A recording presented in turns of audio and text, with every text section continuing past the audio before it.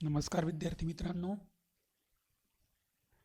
बुद्धिमत्ता चाचणी या भागातील पुढचा घटक आज आपण पाहणार आहोत. मागच्या व्हिडिओमध्ये आपण क्रम या भागातील संख्या या भागावर आपण काही प्रश्न व त्याचा अभ्यास केला होता. आज आपण क्रम या भागावर आकृत्या याविषयी पाहणार आहोत. या भागामध्ये आकृतीची विशिष्ट मालिका आपणाला दिलेली असते. या आकृती मालिकेत एक निश्चित क्रम किंवा सूत्र असते. अचूक निरीक्षणाद्वारे या सूत्राचे आकलन करून प्रश्नचिन्हांच्या किंवा चौकटीमध्ये कोणती आकृती येऊ शकते हे पर्यायामध्ये ओळखून आपल्याला त्याचा अचूक पर्याय क्रमांक निवडणे आवश्यक असते.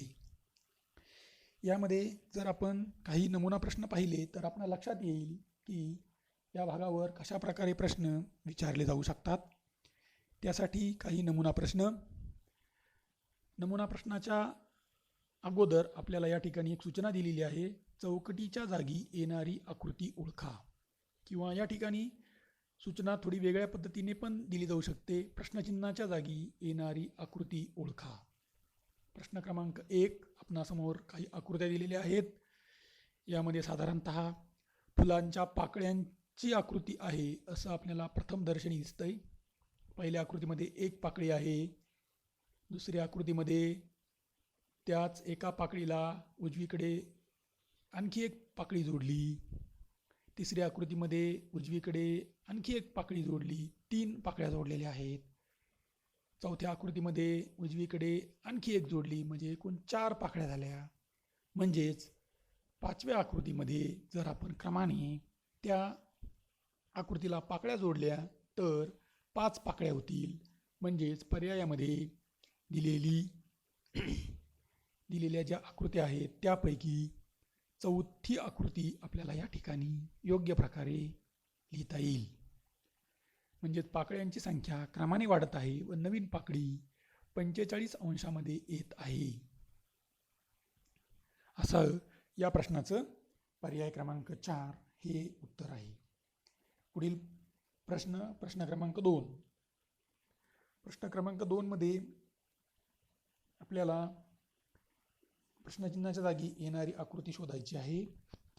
स्वस्तिक जे आपण काढतो त्या संबंधातला हा प्रश्न. स्वस्तिकमधली उभी रेषा पहिल्या आकृतीत, त्याला लंब दुसरी आडवी रेषा दुसऱ्या आकृतीत काढलेली आहे. नंतर एक उभ्या रेषेला वरती आडवी रेषा काढली. तिसऱ्या आकृतीमध्ये उभ्या रेषेला आडवी रेषा डावीकडून काढली.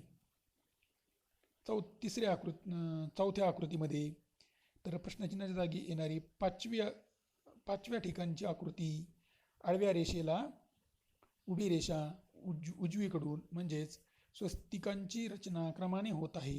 म्हणजेच या ठिकाणी प्रश्न क्रमांक 2 चा अचूक पर्याय आहे पर्याय क्रमांक 4. पुढील प्रश्न क्रमांक 3. या ठिकाणी गोल दिसत आहेत आपल्याला. पहिल्या आकृतीमध्ये 1 गोल आहे, दुसऱ्यामध्ये 2, तिसऱ्यामध्ये 3, चौथ्यामध्ये 4 असतील आणि 5व्यामध्ये 5 आहेत. पण याची जर रचना बघितली तर गोल वाढत जात आहेत व त्यांचे स्थान प्रथम मध्ये आहेत, नंतर डावी बाजू व उजवी बाजू या क्रमाने बदलत आहेत. म्हणून या ठिकाणी याचं उत्तर पर्याय क्रमांक 3 जर बघितलं आपण तर योग्य प्रकारे आपल्याला उत्तर मिळतं. म्हणजे प्रश्न क्रमांक 3 चं योग्य उत्तर आहे पर्याय क्रमांक 3. पुढील प्रश्न क्रमांक 4. या ठिकाणी बाणाच्या आकृत्या आपल्याला दिसत आहेत. बाणाचं टोक 45 अंशामध्ये प्रतिघटिवत पद्धतीने फिरतंय. म्हणजेच अँटी क्लॉकवाईज दिशेने घड्याळाच्या काट्याच्या विरुद्ध दिशेने फिरत आहे व अर्ध्या बाणाचं जे टोक आहे त्यातला अर्धा भाग आलटून पालटून त्याचा रंग बदलतोय. पहिल्या आकृतीमध्ये डावी बाजू त्याची रंगवलेली दिसते, दुसऱ्या आकृतीमध्ये उजवी, परत तिसऱ्या आकृतीमध्ये डावी, परत चौथ्या आकृतीमध्ये उजवी, म्हणजेच पाचव्या आकृतीमध्ये परत डावी बाजू त्याची रंगवलेली आपणाला दिसेल. आणि 45 अंशामध्ये जर त्याची आपण दिशा बदलली तर आपणाला पर्याय क्रमांक 1 हा योग्य पर्याय या ठिकाणी दिसतोय. म्हणून प्रश्न क्रमांक 4 चा योग्य पर्याय क्रमांक आहे 1. पुढील प्रश्न क्रमांक 5. अर्धगोल व अर्धगोलाच्या वरती एक छोटा गोल दिसतोय. अर्धगोलाचे स्थान व त्यावरील गोल हे विशिष्ट क्रमाने बदलत आहेत व गोल ठराविक क्रमाने भरीव होत आहेत. एका आड एक आलटून पलटून तो गोल भरीव होतोय आणि अर्धगोल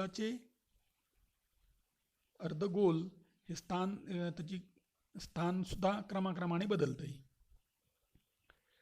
पहिला अर्धगोल दिसतंय, त्यावरचा गोल मोकळा आहे. दुसरा अर्धगोल आहे तसाच आहे, त्याच्यावरचा भरीव आहे. नंतर तो अर्धगोल त्याची दिशा बदलली, 90 अंशांनी त्याला फिरवलंय आपण. नंतर त्यातला गोल मोकळा आहे. चौथ्या आकृतीमध्ये अर्धगोल आहे तसाच आहे, तो भरीव आहे. परत 90 अंशांनी जर आपण अर्धगोल फिरवला आणि मग आता यामधला गोल हा मोकळा राहील, म्हणजेच पर्याय क्रमांक 2 हा या ठिकाणी योग्य पर्याय आहे. प्रश्न क्रमांक पुढचा 6वा. वर्तुळ दिलेत आणि वर्तुळाचे काही भाग या ठिकाणी केलेले आहेत. 8 भाग केलेले आहेत. 8 भागापैकी एक भाग रंगवलेला आहे आणि एक गोल दिला आहे. बघितलं आपण तर 1 2 3 4 आकृती दिलेत आणि 5वी आकृती आपल्याला शोधायची आहे. वर्तुळावरील गोल प्रति घटीवत 45 अंश फिरते, म्हणजेच अँटी क्लॉकवाईज डायरेक्शनमध्ये 45 अंशाने ते वर्तुळावरील गोल फिरतोय. वर्तुळातील रंगवलेला भाग घटीवत एक घर पुढे जात आहे. घटीवत म्हणजे घड्याळाच्या काट्याच्या दिशेने तो एक एक घर पुढे जातोय. असं जर बघितलं आपण तर करत गेलोत क्रमाक्रमाने तर असं लक्षात येईल, प्रश्नचिन्हाच्या जागी किंवा चौकटीत आपल्याला पर्याय क्रमांक 2 मधील आकृती मिळेल. म्हणजे प्रश्न क्रमांक 6 चा उत्तर आहे पर्याय क्रमांक 2. पुढील प्रश्न क्रमांक 7. चौकोन दिलेले आहेत आणि चौकोनामध्ये दोन चौरस दिलेले आहेत आणि या चौरसामध्ये 2 चौरस 2 कोपऱ्यांना विरुद्ध बाजूला आणि राहिलेल्या 2 विरुद्ध बाजूला विरुद्ध कोणाच्या ठिकाणी एक त्रिकोण आणि एक वर्तुळ असं दिलेलं आहे. जर आपण या आकृत्यांचं निरीक्षण केलं तर दिलेल्या चौरसामधील चौकोनांचे स्थान क्रमाक्रमाने बदलत आहे. ते साधारणतः 45 अंशाने बदलतंय. तर त्रिकोण आणि वर्तुळ यांच्या स्थान बदलाबरोबरच ते भरीव होण्याचा क्रम बदलतोय आणि तो लक्षात घेतला तर आपल्याला असं लक्षात येईल की या ठिकाणी प्रश्नचिन्हांच्या जागी पर्याय क्रमांक 4 ही आकृती येणार आहे. नंतर पुढील प्रश्न क्रमांक 8. वर्तुळ आहे, उभ्या आणि आडव्या रेषा दिलेल्या आहेत. पहिल्या वर्तुळामध्ये एक उभी रेषा एक आडवी रेषा, दुसऱ्या वर्तुळामध्ये 2 उभ्या रेषा एक आडवी रेषा,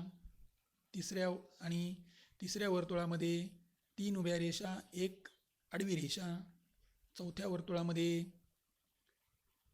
4 उभ्या रेषा एक आडवी रेषा.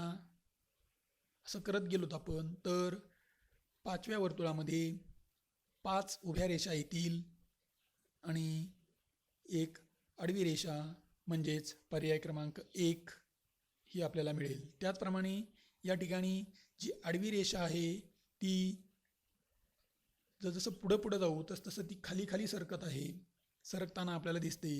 म्हणजेच या ठिकाणी आपल्याला पर्याय क्रमांक 1 हे या प्रश्नाचं उत्तर मिळेल. पुढील प्रश्न क्रमांक 9. जर या ठिकाणी बघितलं आपण तर आकृत्या काही दिलेल्या आहेत. त्रिकोण दिसत आहेत. त्रिकोणांची संख्या वरून खाली वाढत जाते व खालच्या रेषेवर असणाऱ्या तिरक्या रेषा क्रमाक्रमाने कमी होत जात आहेत. पहिल्या आकृतीमध्ये डाव्या बाजूला 3 तिरक्या रेषा आहेत, उजव्या बाजूला 3 तिरक्या रेषा आहेत आणि वरती एक त्रिकोण दिसतोय उभ्या रेषेला. दुसऱ्या आकृतीमध्ये एक त्रिकोण वाढला, एक उजवीकडील एक तिरकी रेषा कमी झाली. तिसऱ्या आकृतीमध्ये डावीकडे एक त्रिकोण वाढला, डावीकडील एक तिरकी रेषा कमी झाली. चौथ्या आकृतीमध्ये उजवीकडे एक त्रिकोण वाढला, उजवीकडील एक रेषा कमी झाली. म्हणजेच पाचव्या आकृतीमध्ये डावीकडे एक त्रिकोण वाढेल आणि डावीकडील एक तिरकी रेषा कमी होईल. म्हणजेच अशा प्रकारची आकृती आहे पर्याय क्रमांक 2. म्हणून याचं उत्तर पर्याय क्रमांक 2 हे आहे. पुढील प्रश्न क्रमांक 10. या ठिकाणी चेहऱ्यावरील अवयवानुसार डोक्यांवरील केसांच्या रेषा वाढत आहेत. जर आपण ह्या आकृतीत चेहरा आहे असं गृहीत धरलं तर एक डोळा एक केस, 2 डोळे 2 केस, अवयव एक डोळा वाढला एक केस वाढला.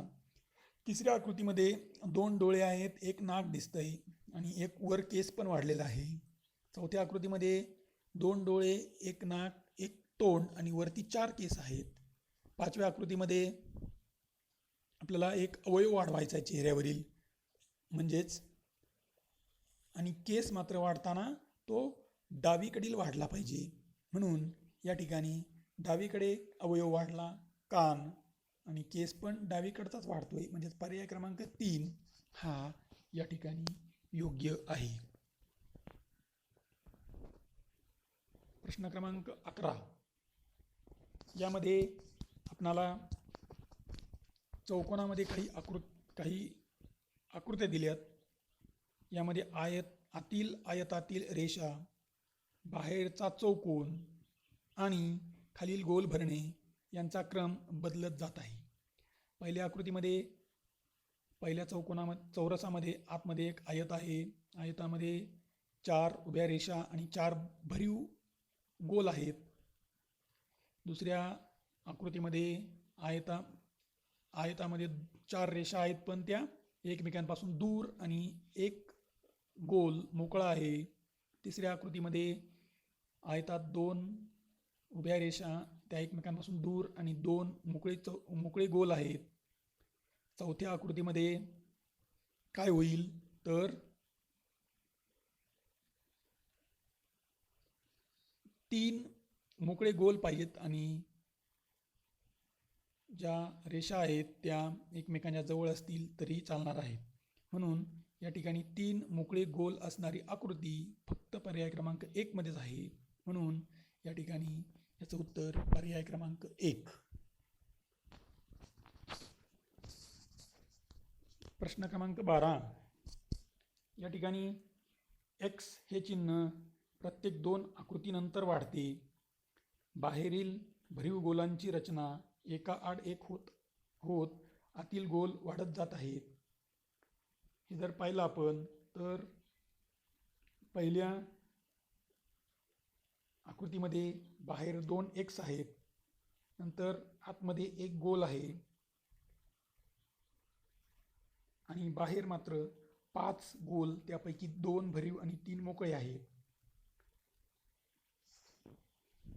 जर आपण यांची नीट अभ्यास केला, रचना बघितली तर असं लक्षात येईल की या ठिकाणी प्रश्नचिन्हांच्या जागी पर्याय क्रमांक 3 ही आकृती येईल. x हे चिन्ह 2 आकृतीनंतर वाढते. बाहेरील भरीव गोलांची रचना एका आड एक होत आतील गोल वाढत जात आहे. म्हणून पर्याय क्रमांक 3 हे या ठिकाणी योग्य उत्तर आहे. प्रश्न क्रमांक 13. बाणांची दिशा घटवीत बदलते तर त्रिकोण व गोल यांचे क्रमाने स्थान बदलत जात आहे. गोल भरण्याचा क्रम लक्ष द्या. क्रमाकडे लक्ष द्या. या आकृतीमध्ये जर बघितलं आपण तर चौरस दिला आहे, आतमध्ये 3 बाण आहेत, बाहेर एक वर्तुळ आणि एक त्रिकोण अशी आकृती आपणाला दिलेली आहे.